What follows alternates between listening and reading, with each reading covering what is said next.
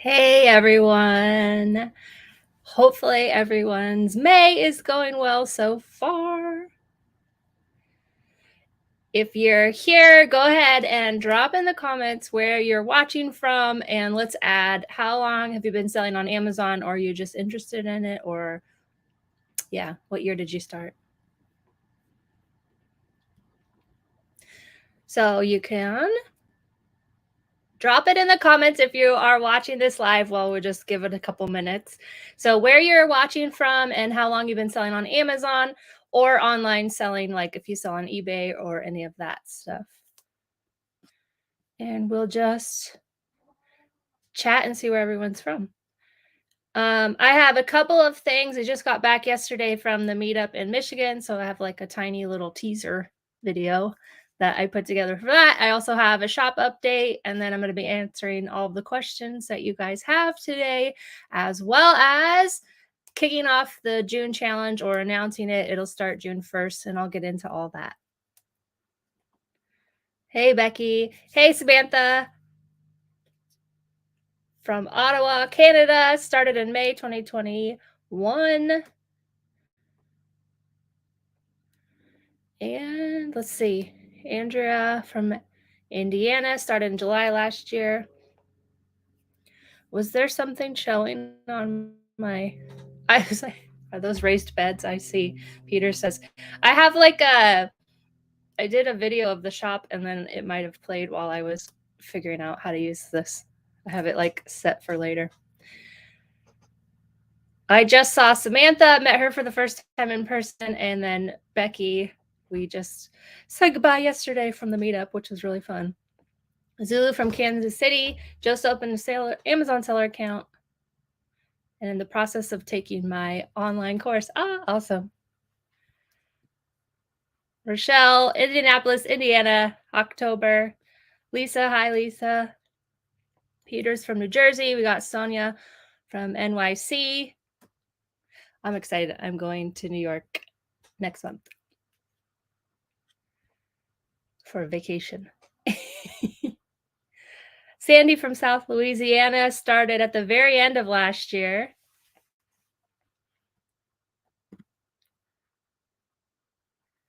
If you guys are in Canada, Samantha has a YouTube channel about selling in Canada, so definitely follow her, subscribe to her channel. Hey, Lori.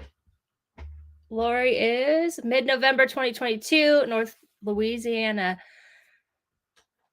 Lori, I want to say it was one of your reviews of the podcast. I'm pretty sure it was yours. It was really funny. It made me laugh. Anna from East Texas. Ken from Oregon. I just got back. So the second week, I guess for first full week of May, I went to Oregon to Source Grocery Outlet. And then everyone was like, oh no, now I got to wait a while.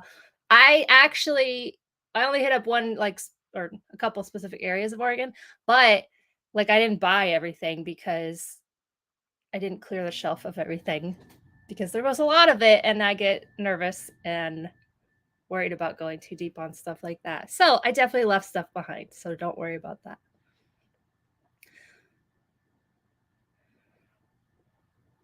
Oh, Claudia. Yeah. Claudia was there in Michigan on Saturday also. Claudia is from France, but she's in Michigan now. Okay. I'm just going to do the little recap video. Okay, let me figure this part out. So I do this. And then I add it. So we went to Grand Rapids. That's a view from my hotel. We did an escape room. I only have the video of mine. We were the losing room, but it was a lot of fun. I don't even want to know how long it took us to figure out the first clue.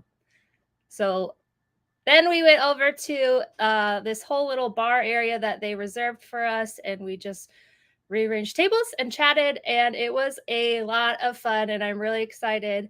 There's us awkwardly. So that was like your little sneak peek of the meetup, which was a lot of fun.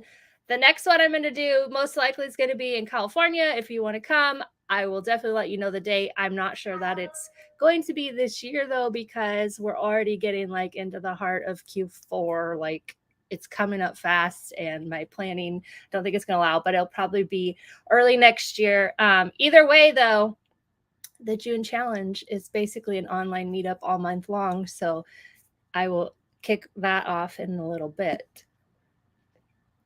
If you have any questions, go ahead and you can start asking them. We've got Yudi from Florida, Rochelle from Duluth, Minnesota.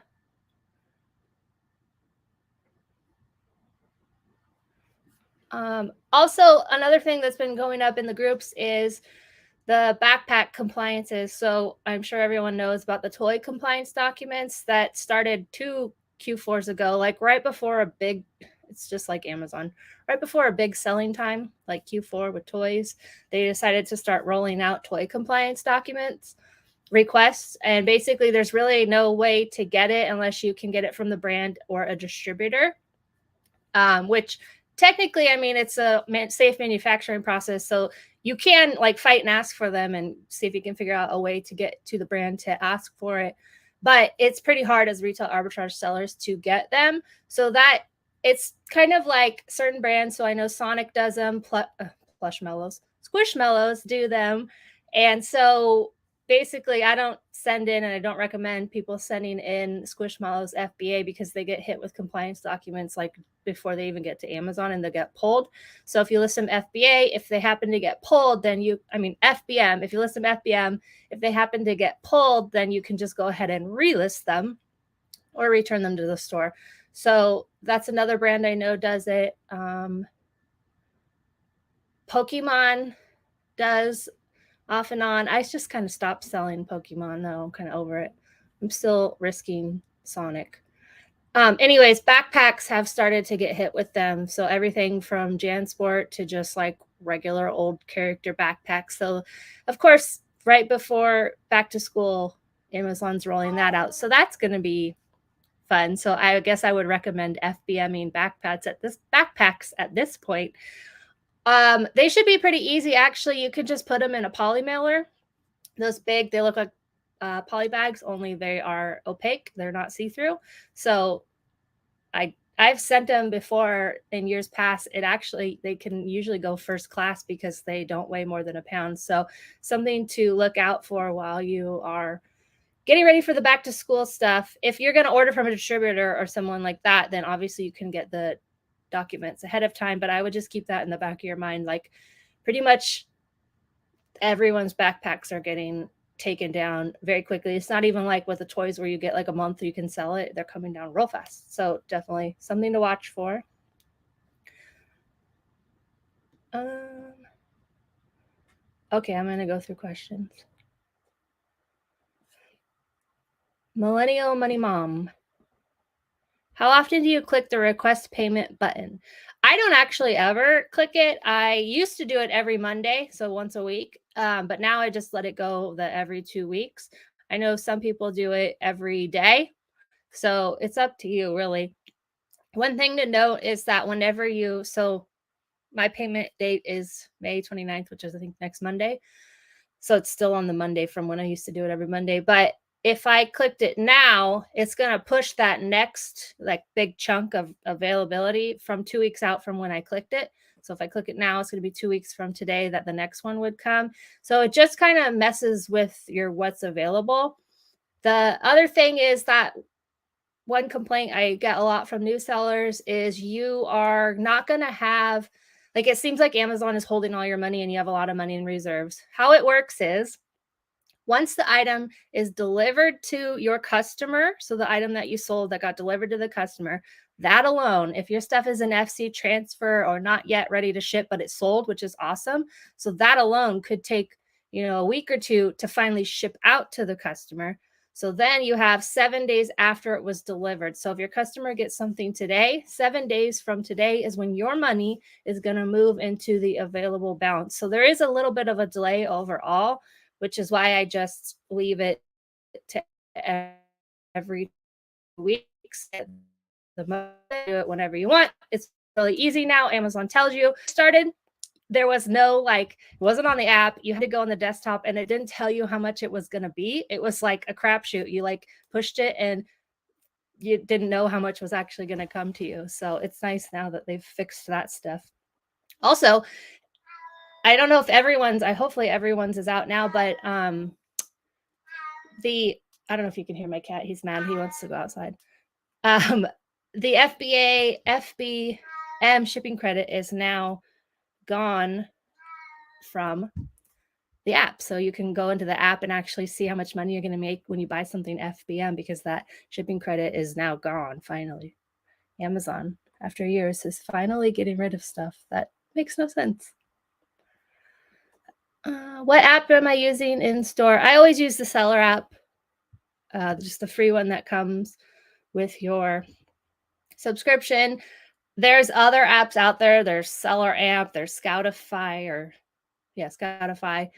I don't really use them. They're slower in my opinion, and I like to go fast, and I've just gotten used to using the Seller app. So, but I know other people love those other ones, so it's kind of whatever you want to learn.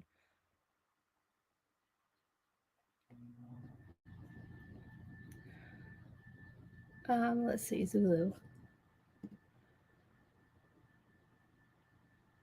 Clothing category, I've never known it to be gated. It's more likely that you're scanning a brand, so like Under Armour. I don't know why I can't talk today, or like Columbia. Those brands might be gated, but as far as I know, the seller.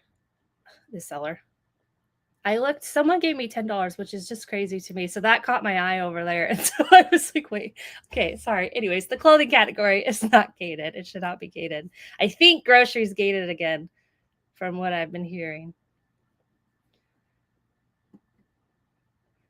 Lisa, thank you for the $10 tip. That's very generous of you.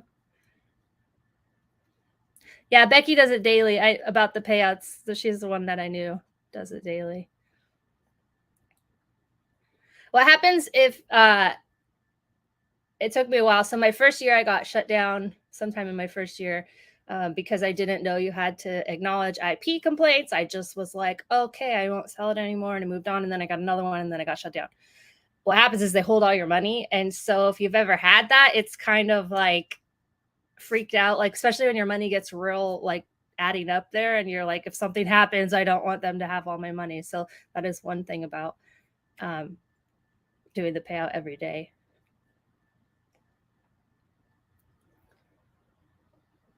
That cat sounds like a baby. He's the weirdest meow. He's so loud. Even the vet, every time I take him, they're like, wow. He likes to go outside and sit under the like outdoor chair. He just sits there. I don't understand it. But anyways, he gets mad when I make him come inside. Okay. Can you describe a bit more the issue with toys? Yeah, so it's an email that's I get them every day. I just never even look at them anymore.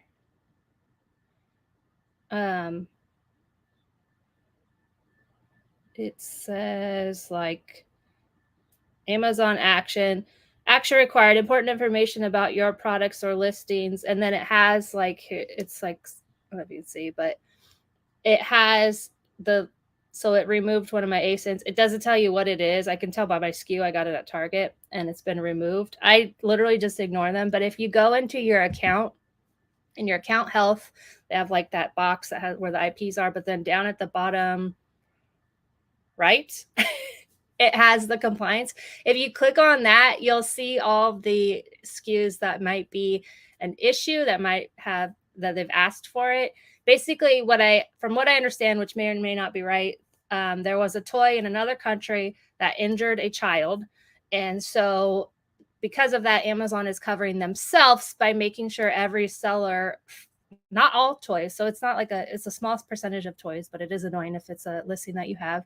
They want to know that it's a real item, legit manufactured and a safe manufactured.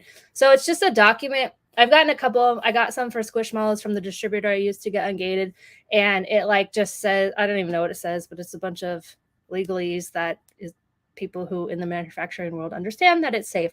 So you might not get them, but if you can get them for FBM and FBA. The reason I say to FBM them is that if you happen in FBA, you got to ask for them back. They don't always come back in the nicest condition. It's going to take a while. You got to pay for that to come back. But if you have it FBM listed and it gets pulled down, you have it and you can just return it to the store or relist it. So it's less of a burden and complication if it should happen.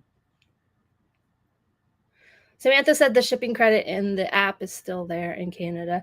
I've heard that some sellers, I don't know if it's an app update thing or not. Oh yeah, BuyBot Go is another app people use. That one's real slow. I haven't used it in years. The other thing with the other seller app, the scanning apps that I don't like is you can only scan barcodes. You can't scan the front. And I would 50-50, like half the time I'm scanning the front of something. So it just cumbersome for me anyways.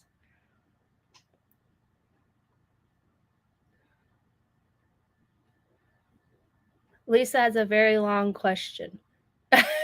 You can ask it, I guess, if you could type it out.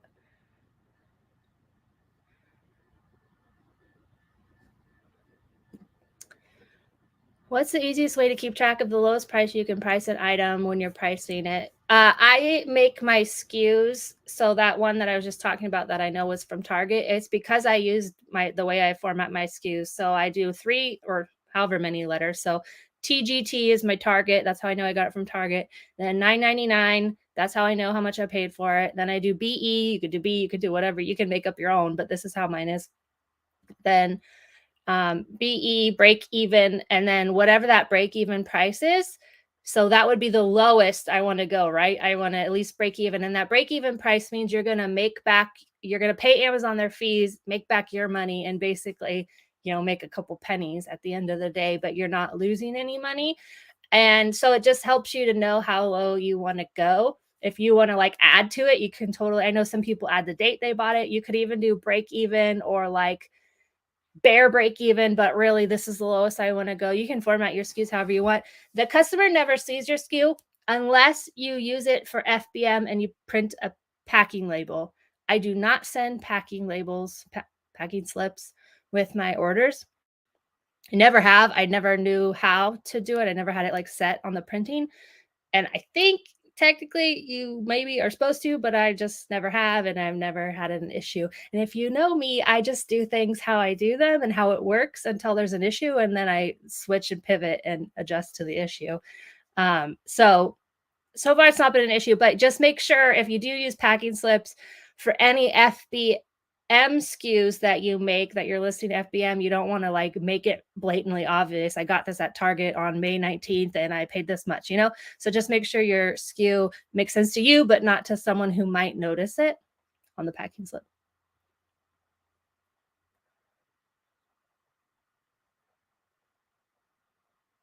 I make the SKU in Inventory Lab, yes. So in Seller Central, it's the same. So in Inventory Lab, it's at like the very bottom after you do like where you got it from, the price. That next section is where I do the SKU.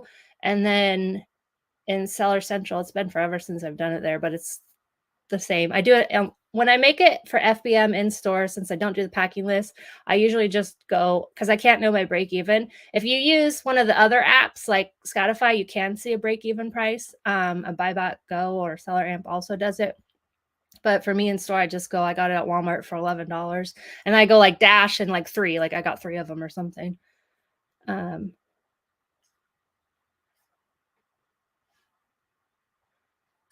Oh yeah, okay. So Lisa said she sold 26 of an item. Another company changed the photo. Have you tried to change it back?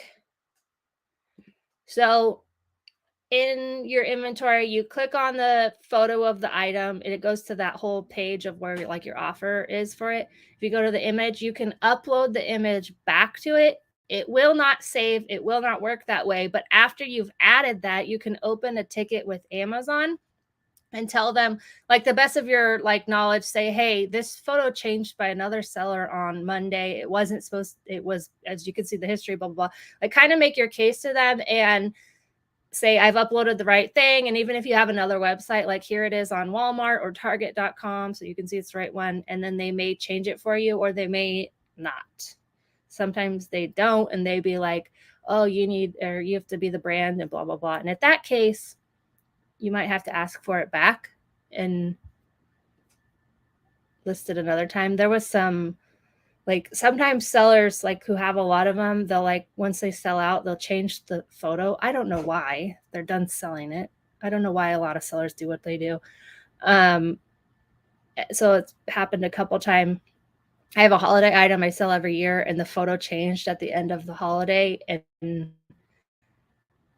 it never changed back. It was like it, but it was like the weird bottom side of it, and it was weird. It's still sold, but yeah.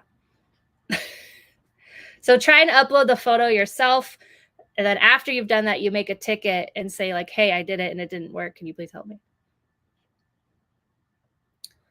Health is wealth. Am I doing FBM or FBA? I am doing both. I do 90% FBA and then like 10% FBM.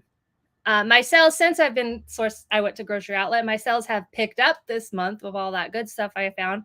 But actually, when I had to go on vacation mode while I was traveling, my sales just kept going down, down, down, down. And then as soon as I turned the Friday before I came back, I turned my vacation mode off. My sales just upticked. So clearly I have better FBM product right now than I do FBA product. Now that my Grocery Outlet stuff, I have good stuff again, it's now like everything is selling and my sales are really great. Very happy this month. But for a while there, it was pretty dismal. I'm still recovering from some bad buys. I had the best Q4 I've ever had.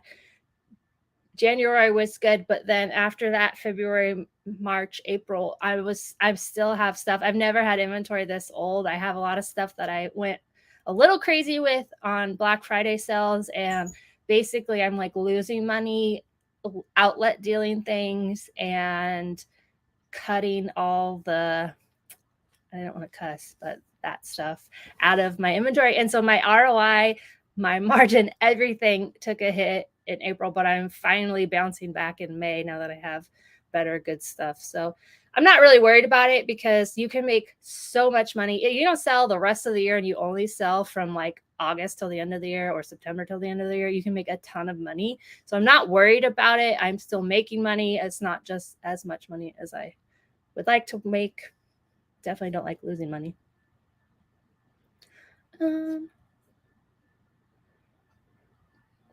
What do I do if an item does not sell at break even? Do you lower it more and ask for it back? I very rarely ask for things back. I did do like, it was like 30 SKUs and 91 items that I just outletted or liquidated or whatever you do on Amazon. Yeah, liquidated. Just to get rid of them. So that also is going to cost me, and then I'm going to get a couple dollars back for them. But I don't have the room to like store them and try to sell them elsewhere. So that's what I'm doing. But you could ask for them back, list them on eBay, list them on all the other apps if that's what you wanted to do. Definitely not going to be buying as many Black Friday deals. I knew that. I've done it. I don't usually do that. I just got a little crazy spending last year, which paid off. I've made the most money ever, but that's stuff that tanked and sucked that is hurting me this year.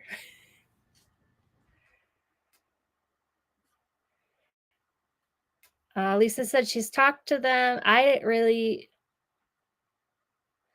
don't know. I always say, like, it's just a matter of how much you want to battle. You can usually always get Amazon to do what you want. It's just a matter of how much you want to fight for that, because it can be annoying and tough. Yeah, Samantha asked, can you list an ASIN both FBA and FBM? Yes, you can. You're just not allowed to have 2 FBA listings for the same one or 2 listings FBMs, technically, like, against Amazon's policies, but you can have 1 FBA and 1 FBM, no problem.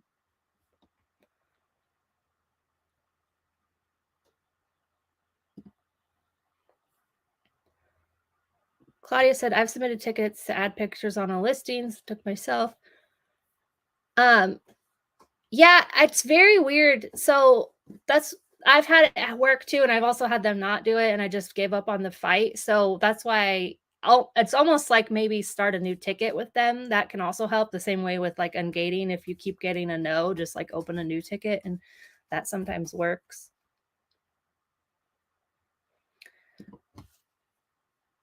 Do you stay away from listings that have the brand listing on them? Yes, if it's the only one. No, if they're on it with a lot of other sellers. And I usually always look for other listings from them. So say I scanned an item from Avino. I know they're not like on it, but and there's a Avino plus one other seller on it. Then I'll go to another Avino listing and just see, does there multiple sellers on that? If there are, then it's most likely safe. I have a couple that I risking. I also price whatever the brand is. That's like the safest way, because if the brand cares, they care about their price. That's what they care about. That's why they don't like Amazon sellers selling their stuff, some of the brands, because Amazon sellers tank the price and that degrades their brand. And so they don't want anyone selling it. So it's like, keep the price what the brand is, and that is the safest way to go. Are clothing a good products to get started with? I don't really like clothing because there's a lot of returns. You have to be pretty low. Like I won't go over 500,000 in clothing, and even not 500,000, sorry. I won't go for 550,000. I won't go for 50,000 in clothing because there's so many variations on the page. So it could be 49,000 rank, but there's 20 variations. So it's almost like you have to do 20 times 50,000 to get the true rank of that. There is a way to use Keepa. In the podcast with Samantha, the Canadian seller, she actually showed me how the Keepa, if you go to the variations tab, it will have like, sometimes it has a little trophy and it tells you which variation of all of them are the best seller. And you can also, it will also show you on Keepa, this is the paid version, how many reviews each variation has. So a variation with no reviews probably doesn't sell very much, but a variation with a lot of reviews is going to be a higher seller, or more recent reviews. I think it's like, you can see in the last 30 days how many they had or something like that. That's going to be selling more. So that is a good way. But if you're going to do clothing, I would recommend I mean, you do whatever you want. I recommend doing children's, just because people know what size their kids or the kids they're buying for are, so there's less returns. But with adult clothing, there is so many returns, especially if you got it at like a TJ Maxx or Marshalls or something like that. There's a reason they ended up there, and it might not be right. So it could be seconds. It could be that the sizing is off. I know Becky, I can't remember what it was, but she had like shoes that all of them got returned because the sizing was off. Like, and she recommends having someone, if either you or someone else, try it on the shoe just to make sure if you wear an 8 that the 8 is real true to size, because that is sometimes why they show up at those like outlet stores and things like that. So I would start with kids clothing, like Carter's. Some Carter's are gated, but most Carter's is not gated. Yeah.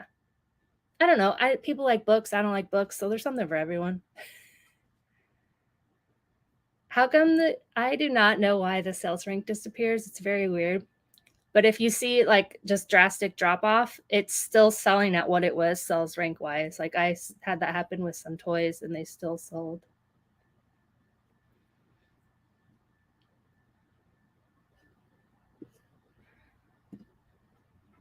Lauren said, I feel like there's so many sellers on listings this year. That's how I kind of felt last year, but it also comes down to where you're buying it. So a lot of sellers, Ollie's opened a lot of stores, and there's also a lot of sellers sourcing Ollie's now. So the Ollie stuff gets pretty saturated. I'm sure you've noticed that. Walmart obviously is another one.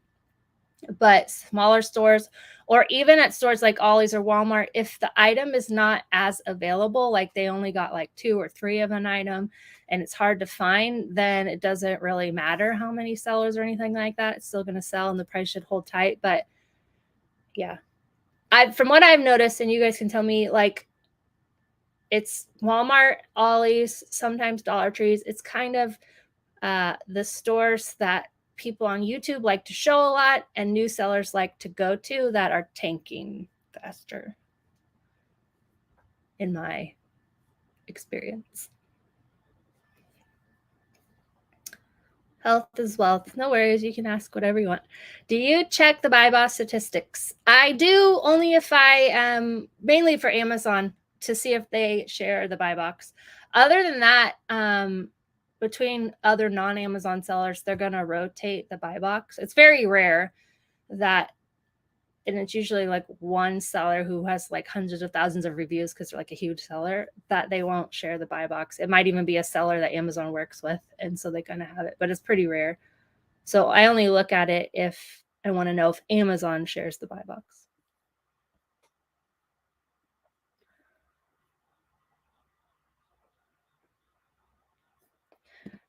Oh, Lisa, I would try a new ticket and then point this out to them, like how the photo and customers are asking. Supposedly Amazon's all about the customer, so you'd think they'd want to fix that.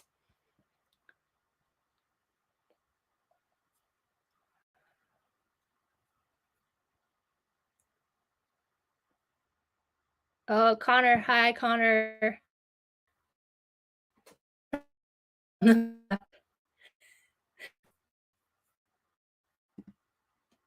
Oh, I can't. It keeps popping up. Anyways, is it still okay to sell Nike? Yes, you can sell Nike. I've never heard of any Nike issues.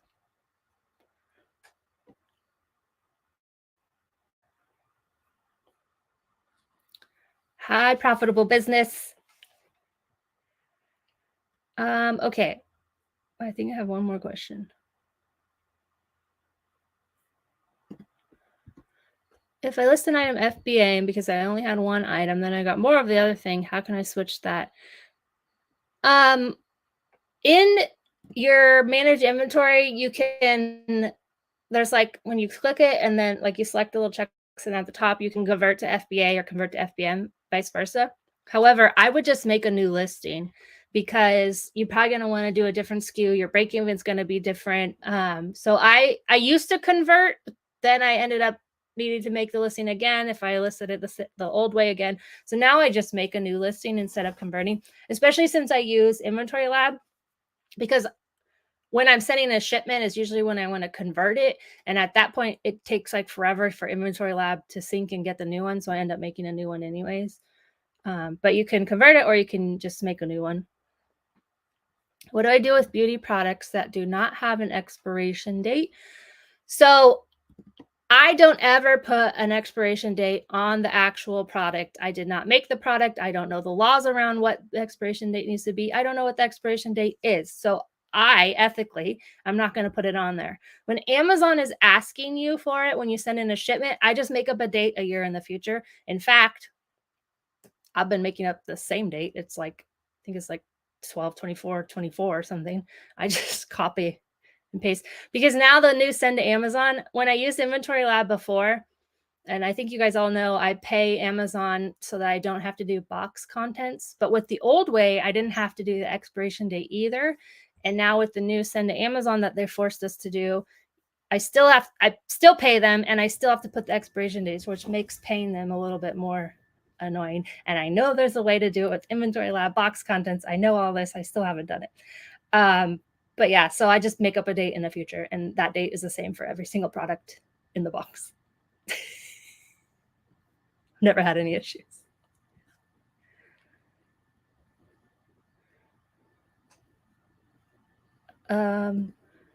This is a funny question. There is no secret. The secret is hard work, and those people are probably lying to you to sell you something or to get views on TikTok or followers or whatever it is that they are after. The secret sauce is elbow grease. There is literally no secret sauce. You just learn it, you do it, you get better. Like just with anything. I was editing my podcast today for Wednesday. And this one, a sideshow, but in the beginning, I had like a teleprompter that I was reading them because it was easier for me. It's audio, so it doesn't, and it is on YouTube, but it's not as like my videos. I don't mind if I kind of look like I'm reading it. This last one, I got rid of the teleprompter. I went more like my videos, more freehand, and they're getting better. All that to say, my very first podcast kind of sucks, and they're all getting better from there. So that's the same with Amazon. You're going to make a lot of mistakes. You're going to think it doesn't work. You're going to hate it, all that stuff. But the more you do it, the more you learn, the more you talk to other sellers, the more you grow, you're going to get better at it. And so it's frustrating when you're frustrated, because I'm telling you, there's really nothing. It's, oh, what did that someone on the podcast said? Oh, I think it was Nicole. It hasn't come out yet, but she said it's easy, but it's not simple, or something like that. It's easy in theory, but it's not. You have to put in the work to do it. And she said it way more beautifully than I just did. But yeah, so there's, I don't, if they charge you to know what the secret sauce is, you should run.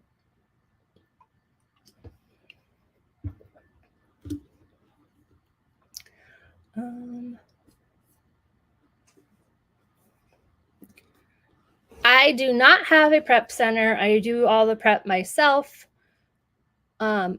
Eventually, if this shop ever gets done, I might hire someone locally to come in and help me. Because in theory, I should have more products that I'm doing, but right now I don't. If you want to use a prep center and get more into OA, I highly recommend finding one in Oregon so that you don't have to pay sales tax, or any of the other states. I think it's New Jersey. I think there's a couple others that don't have sales tax. Or maybe New Jersey is the one that you don't pump your own gas, like Oregon. I don't know. Anyways, Google states that don't have sales tax.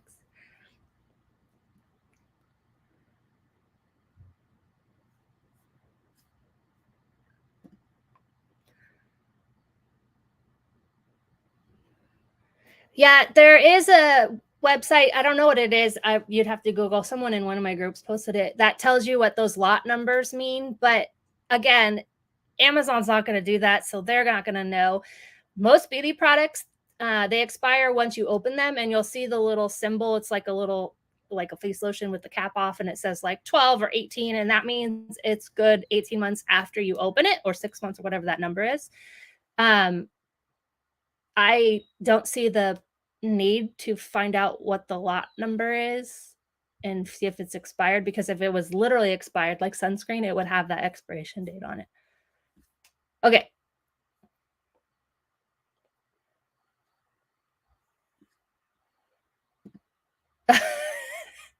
Yeah, you don't pump. It was very nice to get. I only got to get gas once in Oregon, but it's real nice to not have to do it. The only downside is, and I didn't know this until, because obviously I grew up in Oregon, so I never pumped my own gas. I was terrified when I moved to California of pumping my own gas. Then when I went back to Oregon, I realized how slow it is. Like, because it's like one or two people doing all the pumps, and it's real slow. And I'm like, I got places to go, and I got to wait for this person to pump my gas. So once you move out of the state, it does become kind of annoying. Look at Becky. Delaware, Montana, New Hampshire, and Oregon are sales tax free.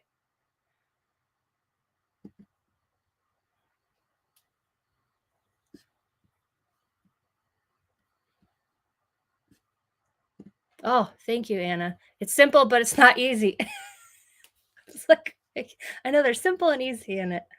That is the phrase I need to remember. Okay, let's go. This is my shop update, you guys. Let's figure this part out. So it rained. It's raining more this year. You can see all that mud. So there's really not a big shop update because nothing has really happened. I'm pretty sure this is what it looked like last time. They laid all the bars down, so that stuff in the ground is going to be electric in the ground for me. That's my area. And they're going to lay concrete. But before they can do that, it has to dry out. And as you can see, it's a mud pit. So that area over there is going to be a little kitchenette, bathroom, washer and dryer, shower, all of that stuff. I'm really excited about that one day. And look, it just holds water. So, and then just to show you, oh, our lawnmower broke and it's fixed now, but we haven't had time to mow. So that's a stock tank pool there. That's how tall the grass is. And then I was like, let's just show other things. So this is my garden. This is strawberries. Anyways, this is a little tour of my garden, which last year it didn't rain nearly as much as this. And so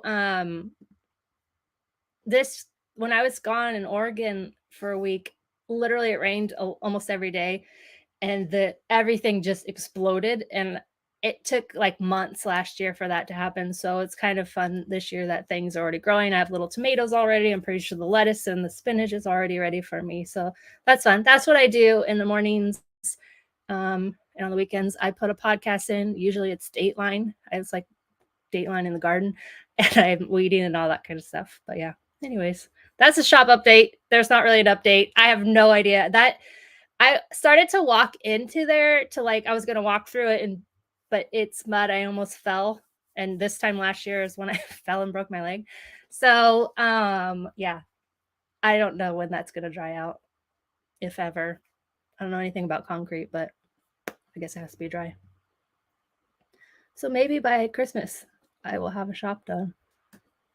Once the concrete's in, it should be done within a month, but that concrete's gonna take a while. Yeah, there's the raised beds. Yeah, I was like, oh, whoops, it wasn't shown.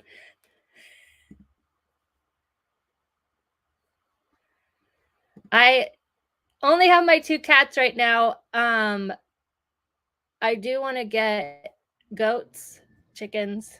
I wouldn't mind a cow or 2, but definitely goats. Oh, and donkeys.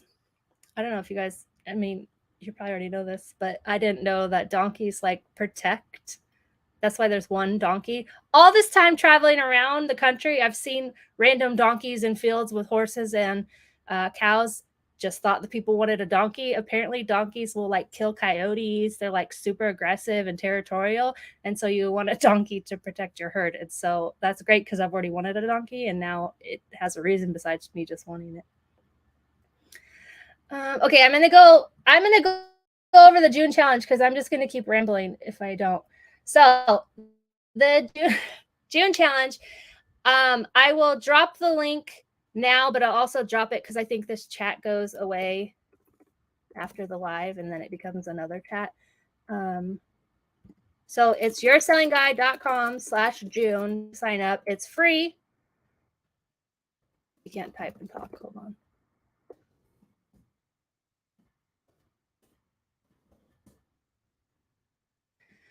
And what it's going to be is on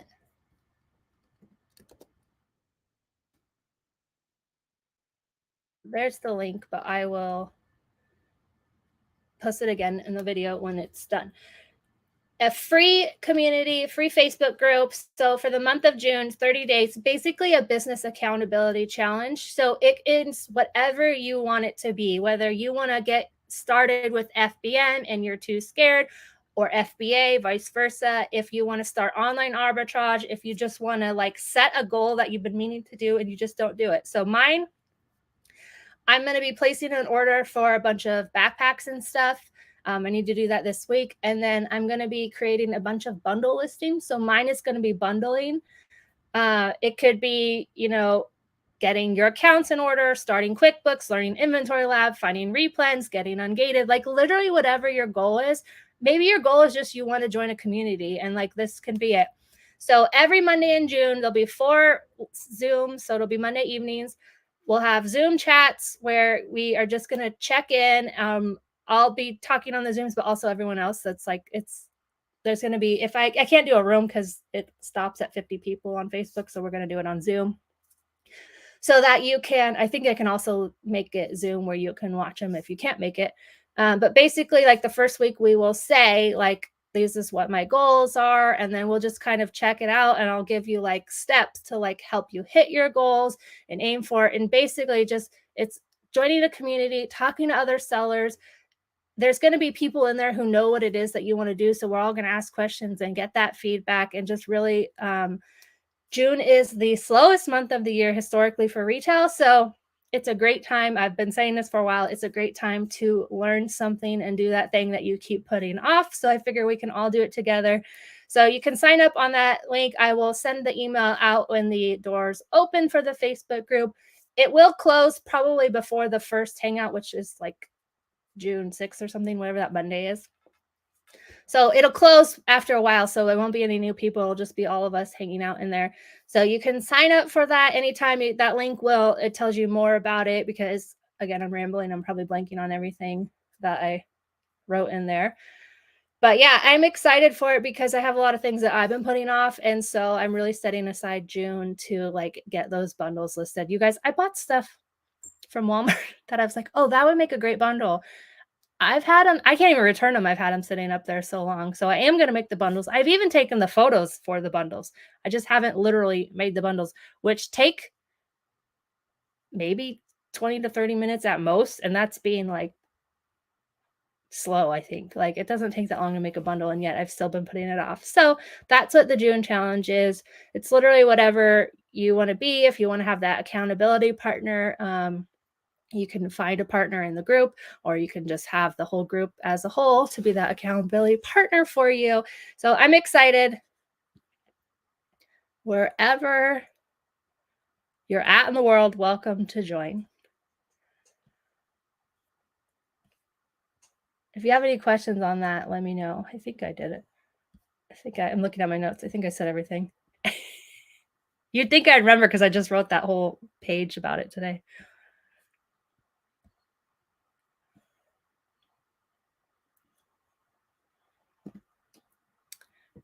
Most online stores have quantity limits. I've never had a problem buying on stores. You just do multiple orders, and in store, only during the cold medicine shortage did Target start to limit to a person, but before that, and even some cashiers just did 2 checkouts for me. But Target will limit like 6 or 10. You can order everything online, but you can do multiple orders. So whenever you want to start looking for a wholesaler, start looking for a wholesaler. It's going to take some time and energy to dig in and find one who will sell to you, first of all, because that's a huge hurdle. Distributor is pretty easy to find. However, their pricing is usually not great, and so you don't really make any money. But like what I'm going to do is I'm ordering backpacks and stuff from a distributor and then making a bundle, so the bundle will be a little bit more high price. So that's my goal for June. But there's things like that you can do.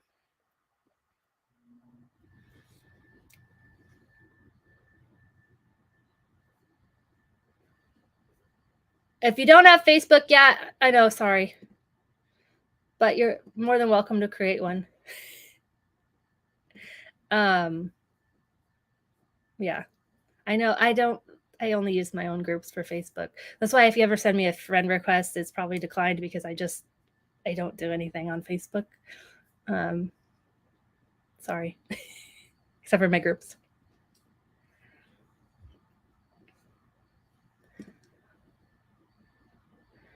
I had a question about Amazon Flow. When you send a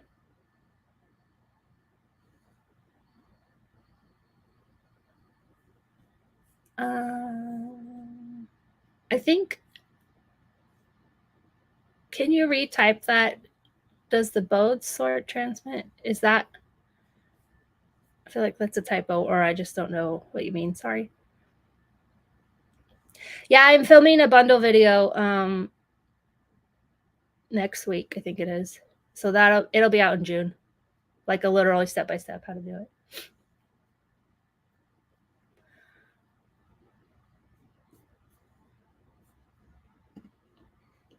Yes, I'm excited, Sandy. Yeah, I'm gonna do them on Zoom, so they'll be on Zoom. Like you can watch them later on.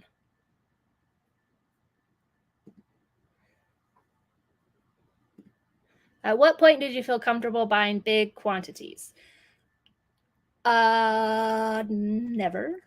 I usually test stuff and then buy more over time. Like once I see that it's selling, I always get in trouble if I buy large quantities on the upfront. Always. I've never had it work out for me. When I do the opposite, when I buy like even 12, like if it's a small item, it's cheap, I'll probably test a little more, like 12. But if I test like 6, I see it sells. That toy bundle that I still am selling, that I sold during Q4 and made $10,000 during Q4 on that one bundle, I literally bought 3 to start. I made a bundle with only 3 because I knew that I could very easily get more of it from a store because it was from Target. So I knew I could go get more of it even online. And so as soon as it started selling, I'm not kidding, they limited it to 10 that you could order. I would place 4 orders of 10. So then I was going crazy, right? Because I knew it was selling. So then I had FedEx here every single day during Q4 dropping off more of them. And it was great because it's a replen and a bundle that I made. And that's like why you're making a bundle, right? It's an easy replen that you've made. You're most likely the only seller on it.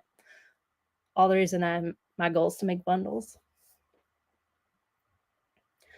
Um, that bundle video, I think it's gonna be like June 19th or something. It's gonna be like later in June, but if you're in the challenge, I will be there to help you because I will be also making bundles.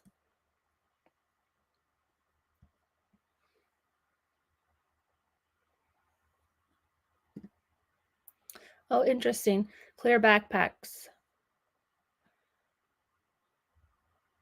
Ugh, it's sad, but also cool because they do that for concerts.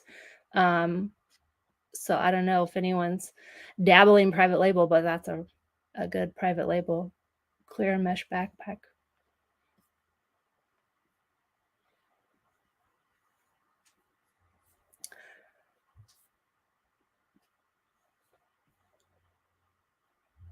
Oh, boxes. Okay. So I got an email that Inventory Lab, I know they're aware of the boxes, so when you send it, it doesn't spit out the boxes correctly with your labels and all that. And so I've been having to do, I don't do my boxes in Inventory Lab, so I'm not, I know Becky does, and it's really annoying for her. It's annoying on my end because when I do my boxes in Amazon, even they still spit out all randomly, and I literally have to go by the measurements and the weight, and I write the weight on the box when I'm packing it up, so I know when I go to enter it. But that's how I use to figure out which box. I did get an email last week or this week from Inventory Lab that they're aware of the issue, that Amazon's aware of the issue.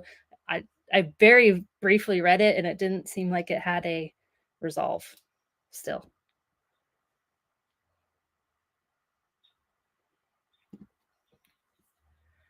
Sometimes when you scan an item, it's not found, it gives you the option. You can make a listing. It's technically not hard. That's the same way you would make a bundle listing. But in order to get it to sell, you do need to make sure that you're using keywords and like things that are going to make it searchable on Amazon. In April, and I just turned my ad back on, excuse me, this month. Um, I'm running just $5 a day ads on Amazon, just like testing it out for my bundle only. Sorry, I don't know why it's happening. But anyways, so I am running the ad to help it sell because during Q4 it sold no problem. So once it started selling, it just ranked and it kept ranking because it was a hot item for Q4, a toy. The rest of the year, toys still sell, but they don't sell nearly as quickly and as hot as they do during Q4. So it's had some ebbs and flows, and I haven't ordered anymore since like January. I've got a bunch sitting in my shed that I'm selling through, but I ran the ad to kind of help it sell, and it has been helping it sell, but then there's the cost of the ad. So there's that. So that's why like private label sellers, there's an added cost. You have to run ads to kind of get your stuff to sell. You can maybe stop running them once it ranks and it's selling on its own, but it is something that is gonna be a consideration because your item may not sell if you don't have the words. And you can mess around with the words and the keywords and all that. I actually would recommend if that's something you want to do is just create listings. I would recommend starting and just playing around with it. I think I've said this before, but I created something like 6 or 8 bundles. Only 2 of them took off out of all those. So it's just like a numbers game. You want to figure out. I'm always about testing things, seeing what works, making changes. Just don't go too deep. Like I said, you want to buy just same test buy, maybe buy 2 or 3 of the bundle you want to make, just so that if it does sell, you have more of it. And use stuff that you can replen easily. There's not really much point. I mean, you could do it, but there's not much point to create a listing for something that you got at a liquidation store and you can't get any more of, right? It's a lot of work, in my opinion. But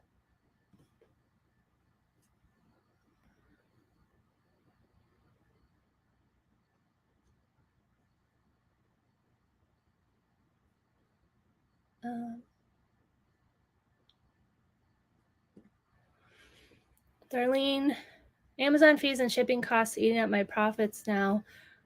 Yeah, the fees are they've changed. It was a little annoying in the beginning of the year when the fees went up again, or like normally after Q4 they will come down.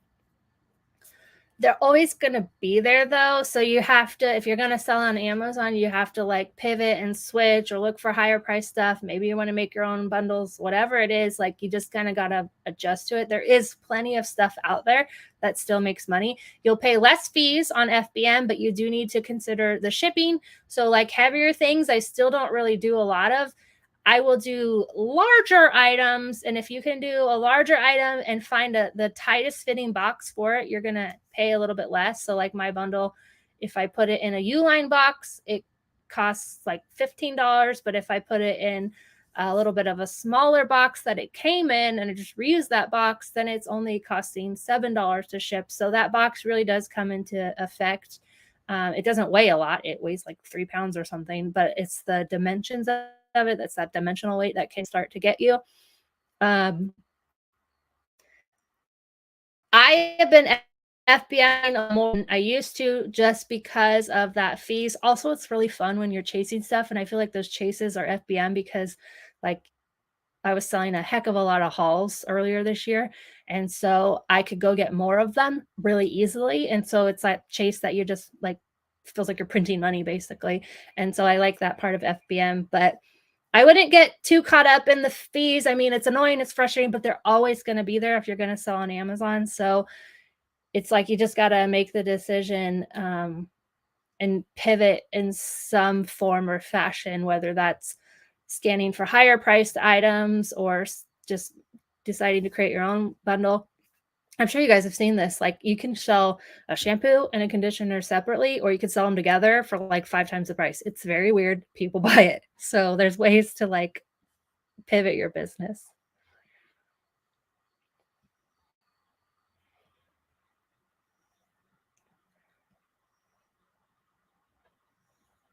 How many items at a time should you send FBA? Whatever you want, whatever's good for you. I recommend trying to get at least 30 items, like not 30 different products, but 30 items. That's like because the more you have to send, the less it's going to cost per item. So if you're sending, I'm sure if you've had shipments broken up, like where it wants your 10 shoes to go to one warehouse and everything else to go to the other warehouse, that 10 shoes can sometimes cost like $25. And now you're adding, I had one shipment that was oversized toys and I only had 3 of them. It cost like $15. So now I'm adding an extra $5 to each, or losing $5 profit because of the cost just to ship it to Amazon. So you want it to be worth it um size wise, like unit wise. So I always tell new sellers to shoot for 30, but at the end of the day, if you find yourself holding on to stuff for week after week because you don't think you have enough, just get it in there, get it selling so you can see that it works, so that you like get that light bulb like, oh wait, this thing might actually work, and you can get it out there and get more stuff.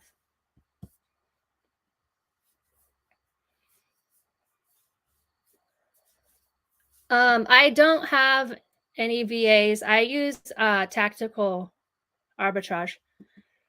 For, and I don't even know if I've used it. I use it to go through my whole distributors, because you can upload the spreadsheets of their stock into there and pull the Amazon listings. But I don't think I've really used it to search online this year, and I paid for it, and it's not cheap. Yeah.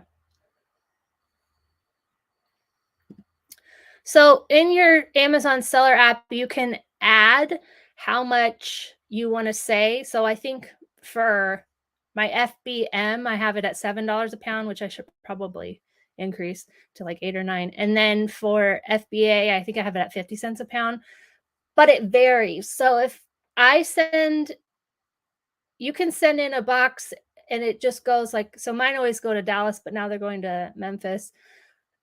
It can be like real cheap, but if I have to send it across the country, it's going to cost more. That's just how the UPS shipping works. And so it varies based off of how many you have, what the shipment's weight is, and all that kind of stuff. So I just think 50 cents a pound is a good way to go, or 50 cents an item, however you want to do it. is a good way, but there's not really any way to know because it varies based off how many things are in your shipment.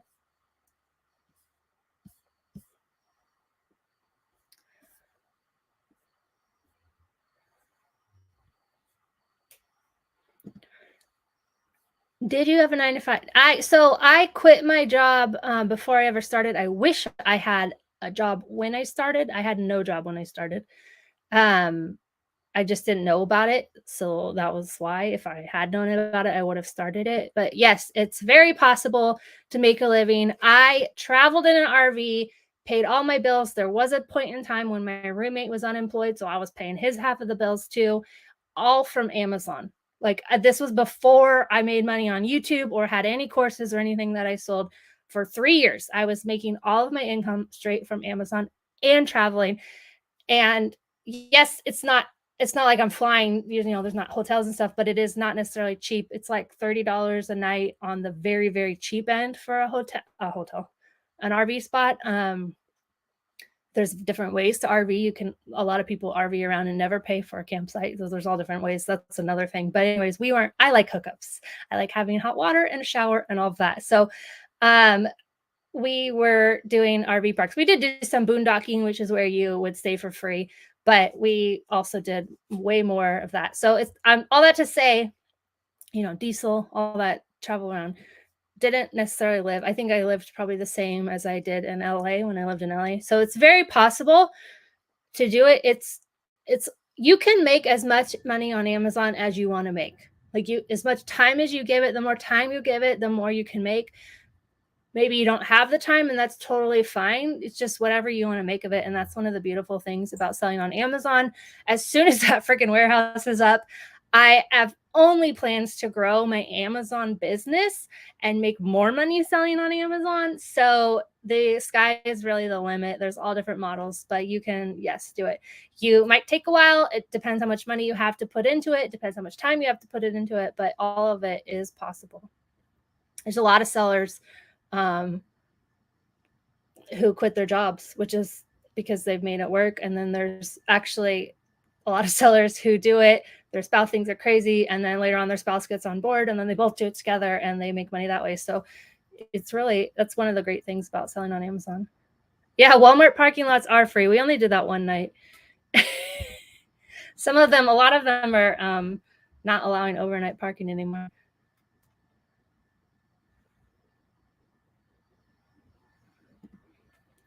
Can I send in 30 different items instead of 30 on the same? Yeah. That's why I was trying to say, like, even if it's 30 things you have one of, like 30 physical products. So maybe you have 10 SKUs and you have 2 of one and 3 of one and 1 of one, and like just all adds up to 30.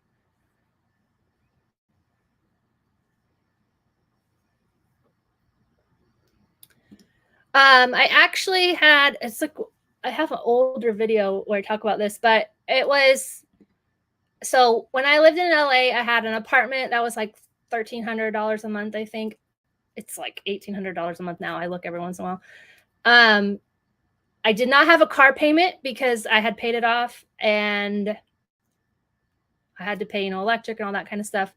When I got the RV, I was debt free, but then I got the RV. So now I had a truck payment.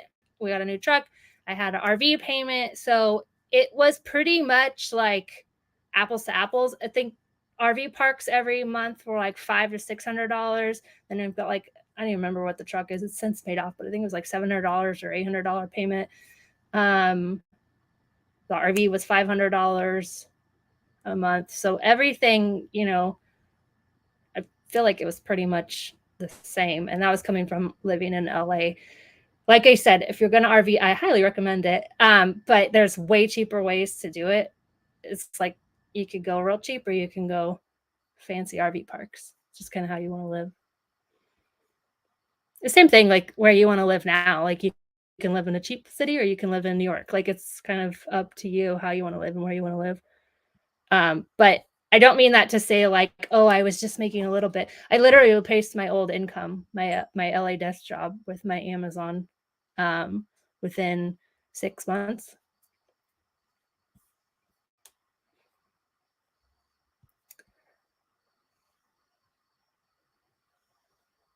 So Amazon doesn't take your profit. That's just a thinking switch that you have to switch. I started with $750 and then I added another $500 shortly after. And then I started in August. I paid all that back to myself in November, and then I took out a profit like January 1st of the following year. So if you're gonna think how Amazon that works, so it works out to where a third of it goes to fees, a third of it goes to you, and a third of it is the cost of goods. It works in thirds. I'm pretty sure that's what it was. Um, but say if you're most of the time, if you're making $10,000, if you're within those ranges, you could be the way I do it anyways. If I sold $10,000, I'd be making $3,000 of profit. That's how it always worked out for me. Things differ. Like if you are because people can their sales can be their sales. I can sell things for break even and have crazy sales and making no profit. So the gross sales number doesn't really matter. But for me, when I was making $10,000 a month, that would equal out to around $3,000 of profit a month.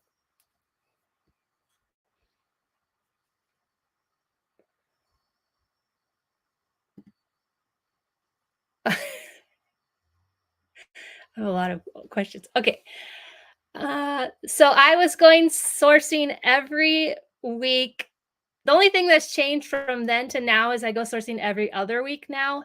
Back then I was going sourcing every week but I still did it the same way I do now. So I go sourcing 1 day a week, I pack it up the next day or two, however long it takes, and then I have the rest of the week of whatever I want to do. So now it turned into like making videos and doing the podcast and all this other stuff. But back then, when I was traveling around, it was going to sightsee things, sitting out at the beach out my front yard or the lake or wherever we happen to be. Um, but I have like that's how I was always doing it. So 1 day a week during Q4, sourcing 1 or 2 days a week, like sending 1 or 2 shipments out a week. So every like during Q4, like I get my videos kind of set and ready to go so that I don't have to worry about that because I'm all in on sourcing because that's where I make the most of my money by selling on Amazon. So um I even take like the last of December off, like just because it frees up my time to not have to do videos and all that kind of stuff. But yeah.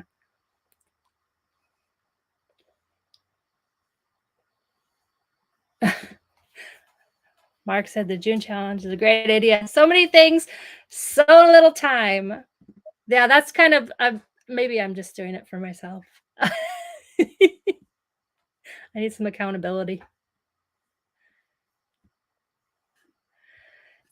So I haven't seen that it's gotten harder by any means. Some sellers in some areas do find that there are more sellers in their area, so that can be harder, but it will just push you to get outside your comfort zone and source different things or pivot your model or whatever. Um, the only kind of annoying thing was, I think it was last year or maybe the beginning of this year, with the store inflation, like, that was a little bit between the inflation and Amazon fees, like, it did feel like it was a little bit harder, but you just keep scanning and you find products, they are out there, and so I don't feel it's hard anymore. I'm finding lots of stuff, but it can be it's always a little bit of a come down after Q4, anyways, and so the fact that the Amazon fees and the inflation all at once, it was just kind of like a, ugh, but it's fine now. Yes, by sourcing, I'm talking about retail arbitrage. I still don't do online arbitrage all that much. I still don't have any room.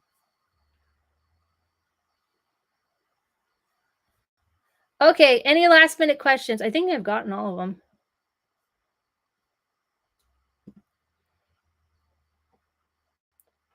Peter said he just made a 3-pack of sell for a lot more. It's really, really crazy, but that is why I really wanted to get into bundles.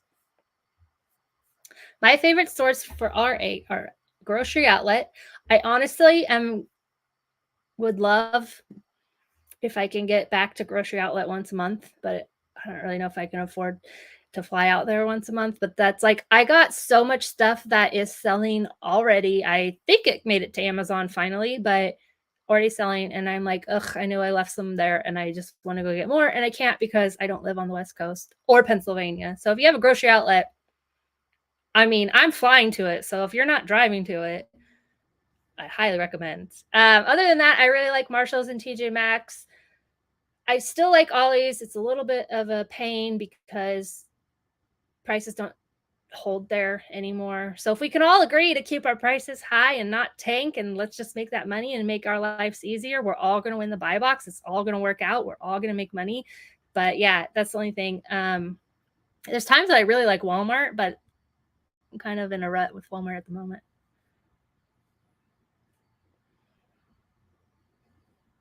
Oh, Kimberly, same Walmart. Well, the gated part gets easier. You can get ungated or you just have to wait it out. But yeah. All right. Last question. Why Oklahoma? I originally we were thinking Texas because I wanted a lot of land and Texas is cheap land and I've always wanted to go to Texas for some reason. And so we've actually been to Texas a lot, but now I'm actually glad it's not Texas. And we visited Oklahoma just going through. So if you don't know, a lot of RVers have like a state map. And so there's a sticker where you put a sticker on when you've stayed, and different RVers have different reasons when they get to put a sticker. You kind of make up your own. So ours was a staying a night in the state. And so it was a sticker state. We were just going to drive through it on our way up north for something. I can't remember. But we ended up, I loved it because we stayed, there's this thing called Boondockers Welcome where you can, I need to actually put this space on it, but it's where people with land open up their land and let you stay on it. So we can stay on it. Sometimes they have hookups. Sometimes you're just dry camping, which is no power, no water, anything. And so we stayed on a lady's property outside of Tulsa. It's like beautiful green rolling hills. And literally you were in the country, but 15 minutes you were in the city of Tulsa.